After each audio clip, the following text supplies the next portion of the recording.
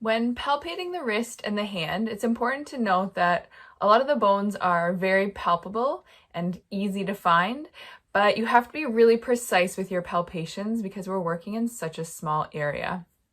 There's not always a muscular attachment to some of the bones and bony landmarks that we're going to be palpating. So look at the PowerPoint presentation because it has a full list of confirmations that you will need to state for when you palpate these on your final practical test.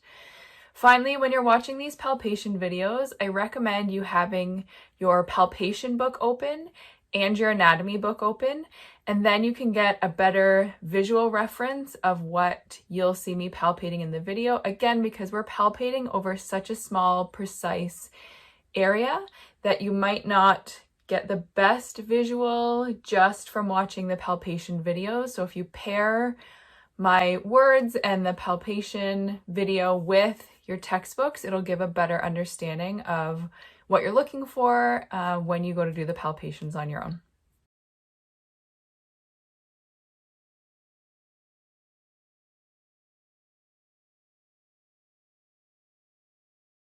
To palpate the styloid process of the radius, and we can also palpate Lister's tubercle, we can use the same trail and the same starting point. So our starting point for this is going to be at the acromion process, so the tip of the shoulder, moving inferiorly onto the greater tubercle of the humerus, continuing on the lateral aspect of the humerus until I get to the lateral epicondyle of the humerus. I can travel from that lateral epicondyle, crossing over the elbow joint and moving on to the lateral aspect of the shaft of the radius. So I'm going to palpate along the shaft of the radius until I get to the most distal aspect. And on the most distal aspect of the radius is the styloid process.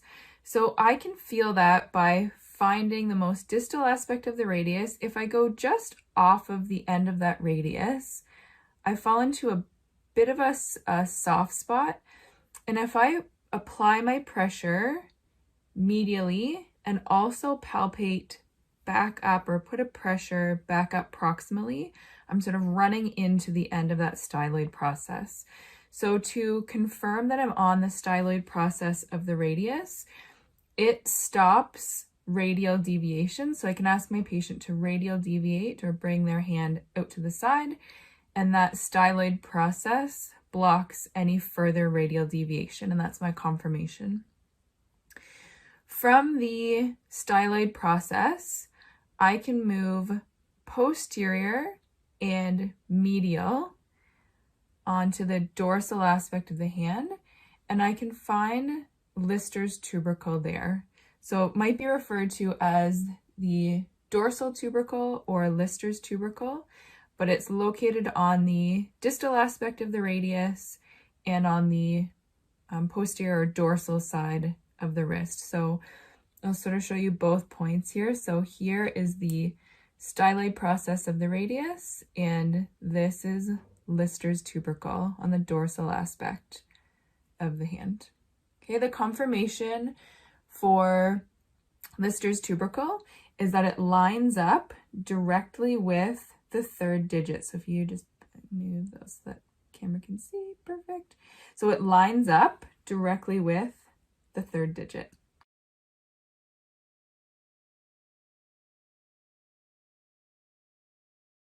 To palpate the head of the ulna and the styloid process of the ulna, we can use the same trail and the same starting point. So we're going to start at the acromion process, travel inferiorly onto the greater tubercle of the humerus, and then distally along the lateral shaft of the humerus until we get to the lateral epicondyle. From here, you're going to make sure your patient's elbow is extended, and you can palpate directly medial and posterior to put you on the olecranon process. The elbow has to be extended to line up these two structures. So from the lateral epicondyle, moving directly medial onto the olecranon process, that's a portion of the ulna, so I can trail distally from there along the shaft of the ulna until I get to the most distal aspect of the ulna, and I'm on the most distal and medial portion of that bone. So when you are making reference to where the bone is, remember to picture your patient in the anatomical position where their palm is facing forward, and you reference that.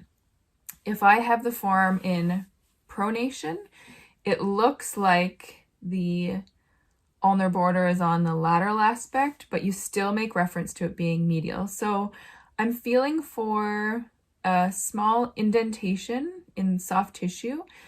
I can press, in this case, it's lateral and more proximal, and I run into the end of the styloid process. The confirmation for this is that the styloid process of the ulna resists ulnar deviation. So I can ask my patient to ulnar deviate the wrist, okay, and that styloid process is blocking that ulnar deviation. If I'm on the styloid process of the ulna, I can travel laterally and posteriorly onto the head of the ulna. The head of the ulna is the most prominent bony projection at the distal aspect of the wrist, especially when the wrist is in a bit of extension. So that would be your confirmation for the head of the ulna, is simply stating it's the most prominent projection of bone at the distal end of the ulna, especially when the wrist is in extension. To palpate scaphoid, we can start at the acromion process. So from the acromion process, traveling inferiorly onto the greater tubercle of the humerus, distally along the lateral aspect of the shaft of the humerus to the lateral epicondyle. From here, I'm crossing over the humeroradial joint and traveling along the shaft of the radius. I can get to the most distal aspect, which is the styloid process of the radius, and just distal to this landmark, I can drop off of the distal aspect of the radius and it'll put me onto scaphoid. Scaphoid can be palpated dorsally, laterally, and anteriorly. And one way that we can see or know that we're on it is I can ask my patient to do a thumbs up. And when my patient does a thumbs up position, it brings out some of the, push into my hand, do thumbs up. Yep. It brings out some of the tendons of the anatomical snuff box. I'm going to show you what that looks like. So when I do a thumbs up position, you can see the anatomical snuff box here. So you've got tendons, and the tendons here. So scaphoid is located on the floor of the anatomical snuff box. So it's located right here. If I want to feel that more, what I can ask my patient to do is move their wrist into ulnar deviation, and it actually pushes scaphoid more into my finger. If they radial deviate, it'll actually move scaphoid away, so I won't be able to palpate it. So I can ulnar deviate the patient's wrist, and I can feel it in there. Be careful when you're palpating in that anatomical snuff box because the radial artery and a branch of the radial nerve pass through here, so it might be a little bit tender. The confirmation for this carpal bone is that it's the most commonly fractured carpal bone. To palpate the tubercle of scaphoid, you can start on the acromion process, travel inferiorly onto the greater tubercle of the humerus, inferiorly or distally along the lateral shaft of the humerus until you get to the lateral epicondyle of the humerus, crossing over the humeroradial joint, and palpating along the shaft of the radius until you get to the styloid process of the radius. If you drop off of the styloid process of the radius, drop distally, you're on the scaphoid, on the lateral aspect of scaphoid.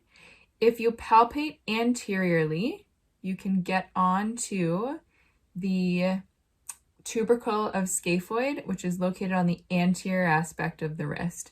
So the tubercle of scaphoid is located, if you look at your wrist, look for the creases of your wrist joint, and on that anterior aspect, it's just slightly past the creases of the wrist joint on the anterior aspect of the wrist, just a little bit more to the radial side of the wrist. So maybe I can show on this hand, it might be a bit easier to see. So here's the styloid process moving anteriorly, and then the tubercle of scaphoid is right there. So take a look at your own hand. If you extend the wrist, you might be able to feel it a bit better. And it's one of those bones that if you were to fall, this is sort of an area that you would contact if you put your hands out in front of you. So the tubercle of scaphoid is a bony prominence there. And your confirmation for that is it's one of 4 attachment points for the flexor retinaculum.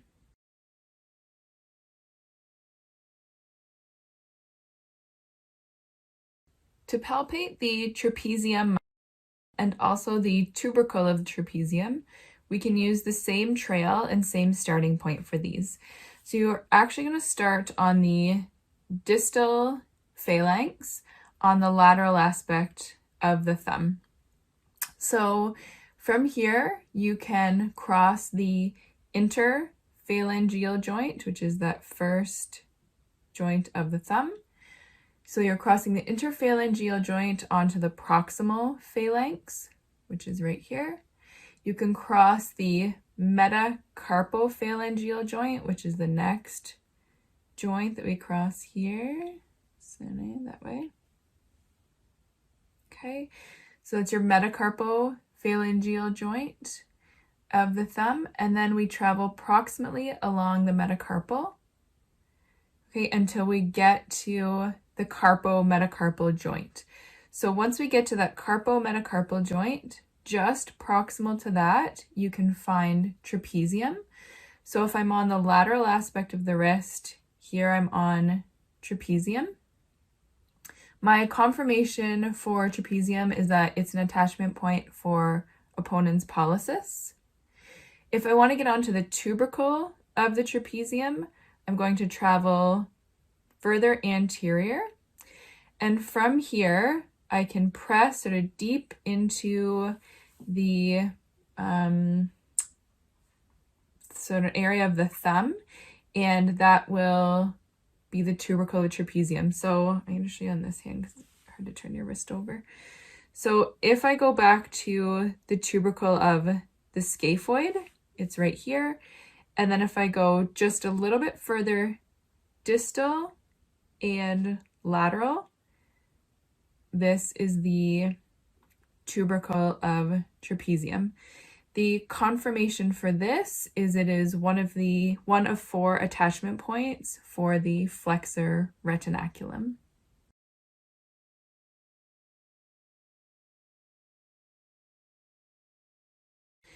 To palpate, lunate, and capitate, you want to make sure you're on the dorsal aspect of the hand and wrist.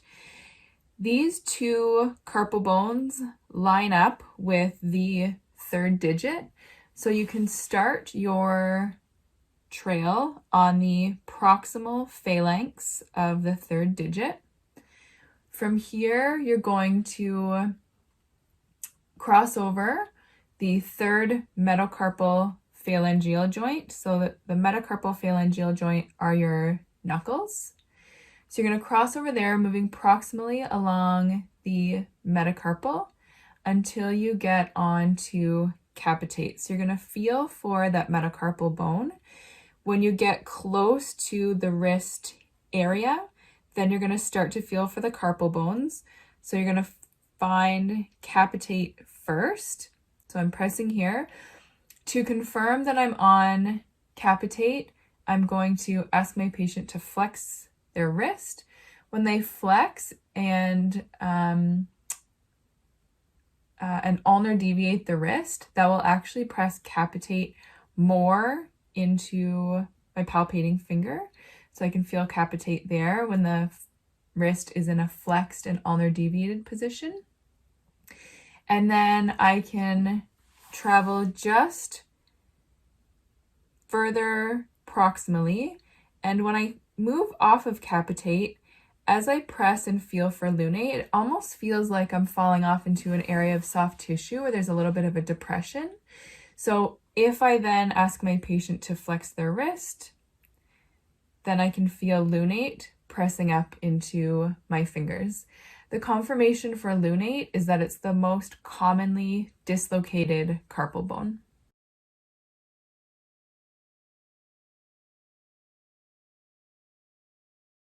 To palpate for triquetrum and hamate, we can use the same trail and the same starting point. So from this, I'm going to start on the posterior and distal aspect of the humerus. From here, I'm going to cross over onto the olecranon process and then travel along the shaft of the ulna until I get to the most distal aspect of the ulna on the medial side. And so remember, this is where our styloid process of the ulna is located. If I drop off of the styloid process distally and press, then I'm on triquetrum. I can confirm that I'm on triquetrum by radial deviating the hand, and as I radial deviate, I can feel the border of triquetrum press into my finger, my palpating finger here. If I ulnar deviate, then triquetrum moves away and I lose that palpation. So radial deviation is my confirmation to feel it, the border of it pressing into my hand. From here, I can travel further distally, and if I'm feeling if I'm pressing lateral and palpating distally, I can actually run into the base of the fifth metacarpal. So here's the base of the fifth. Here is the, let me get onto the styloid process of the ulna just so you can get sort of a reference. So not too far apart. So this is the base of the fifth metacarpal. This is the styloid process of the ulna. Triquetrum was right here. It's really close together. If I drop just proximally off of the base of the fifth metacarpal, I can press sort of deep into that soft tissue area, and that is where hamate is located. So your confirmation for this is you're going to state that it's located in the small depression of soft tissue, located just proximally to the base of the fifth metacarpal, and it's distal to triquetrum. So hamate is located right in here.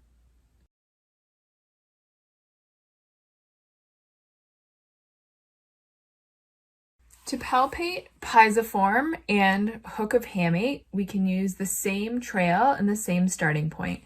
So I'm going to start on the posterior distal aspect of the shaft of the humerus. Then I'm going to move distally onto the olecranon process of the ulna, and then traveling distally along the shaft of the ulna. So these two bony landmarks must be palpated from an anterior aspect. They cannot be palpated on the posterior or dorsal aspect of the hand. So I'm actually going to swap hands here. So I came along the shaft of the ulna until I got to the styloid process of the ulna. I'm going to drop off of that styloid process distally, which puts me on triquetrum. And pisiform actually sits on top of triquetrum. So if I move anteriorly and laterally, there's this large bony prominence on the anterior aspect of the wrist at the base of the hand, and that's pisiform. The confirmation for pisiform is that it's one of 4 attachment points for the flexor retinaculum. To get onto the hook of hamate, we can go from pisiform, we can move slightly more distal and lateral. So we're actually moving towards the midline of the hand, and we can press deep to find it. So if I keep this finger on Pisiform, just so you can see for your reference, if I move just further distal and lateral, so towards the midline of the hand, there is the hook of hamate. So it's not too far away. You want to be careful when you're pressing to find hook of hamate. It's a pointy, bony prominence, and because it's pointy, it makes the palpation a little bit tender. So make sure you're gentle and check in with your patient to make sure you're not being too pokey or hurting them. The confirmation for the hook of hamate is it's also one of the 4 attachment points for the flexor retinaculum. To palpate trapezoid, you can start on the metacarpal phalangeal joint, so the knuckle of the 3rd digit, the middle finger. So from the knuckle or the metacarpal phalangeal joint, moving proximally along the metacarpal until I get to the base of the metacarpal. The base of the metacarpal, the 3rd metacarpal, is the most prominent base, which is why we're starting here. We can then move on to the base of the 2nd metacarpal. So I want to drop off of the base of the 3rd in the radial direction. Now I'm dropping onto the base of the 2nd metacarpal. From there, I'm going to drop off there proximally onto trapezoid. When I'm on trapezoid, my confirmation is that I can ask my patient to flex and ulnar deviate the wrist, and that will move trapezoid further underneath my finger. So it'll press trapezoid up into my palpating finger. So from the base of the 3rd metacarpal, moving radially onto the base of the 2nd metacarpal, dropping off there proximally onto trapezoid, and then I have my patient flex and ulnar deviate, and I can feel trapezoid pressing up into my palpating finger.